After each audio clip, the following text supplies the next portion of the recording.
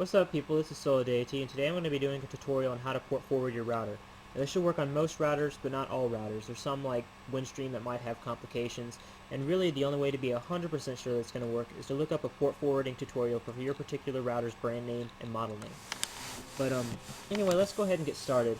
First thing you want to do is go over to your start menu and open your command prompt.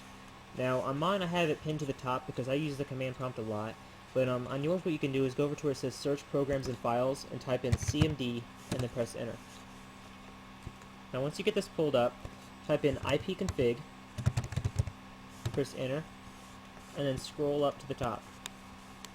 Under here you'll see Wireless LAN Adapter Wireless Network Connections.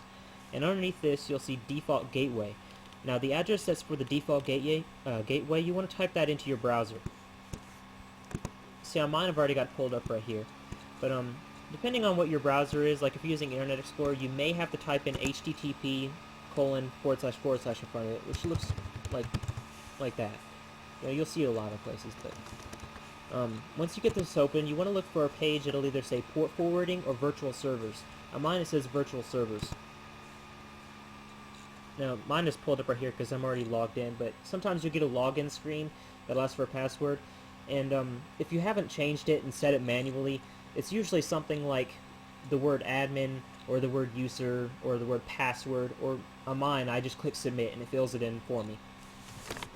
And once you get to a page like this, the first thing we're going to be worrying about here is your private IP address, which also may be called local IP address. And if you look over here to where, back to your command window, you'll see IPv4 address right here. And this is where a lot of people get confused. This is not your computer's IP address. This is what identifies your computer to your router.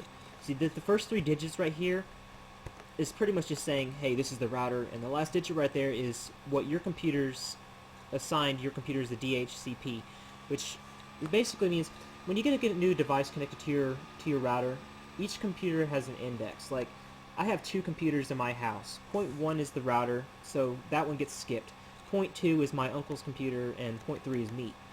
So what you do is you type in that address over here and your private IP address. And next thing you want to worry about is the type of connection. This is just really simple. You really only have like 3 choices here: TCP, UDP, and both. Usually just set it to both just in case. And next thing we're going to worry about is the ports. Now this is where it gets just a little bit complicated. See, you have an inbound port and an outbound port. On mine it's called inbound and private, but it's pretty much the same thing. And basically what it does is it maps your computer's ports to your router's ports. And generally you don't even have to really acknowledge it. You can just keep them the same. Just don't worry about that. I mean, keep your inbound and outbound exactly the same. But another difference that I need to talk over, though, that's really important is that there's ranges. On mine I just have 1 inbound, 1 outbound. But on some routers there's an inbound and outbound range. There's a start and end offset. And the reason why that's there is because there's, on a lot of games and stuff like that that have servers set up, every time you start the game, they change the port number that's used for that server. And the reason why they do that is, like, if you keep a port open all the time, it's susceptible to hacking. So if they change the port around randomly, it's kind of a little bit safer, and you can see why in my case that it would be a little bit of an inefficiency. But anyway, you can set your range, and if you don't need an entire range of offsets, it's fine. You could just set them all to 25565, so like set the start and end for both your inbound and outbound to that same value. And then you just change your description, enable it, and apply changes. And that's really all there is to it. I mean, it looks intimidating at first, but it's not really that bad. And one last thing before I'm going to close this out, though, is I'm going to show you how to get your real IP address. What you want to do is go to a site called whatismyip.com. And there's other sites that do this too, but this is just what I use. And it'll tell you what your real IP address is. This is what you want to give to people if you ever set up a server.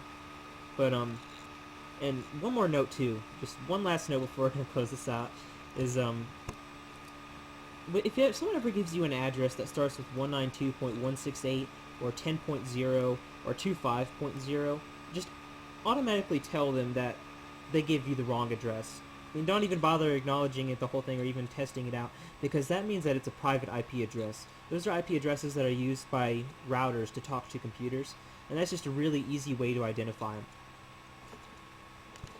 Anyway, that's pretty much covers everything.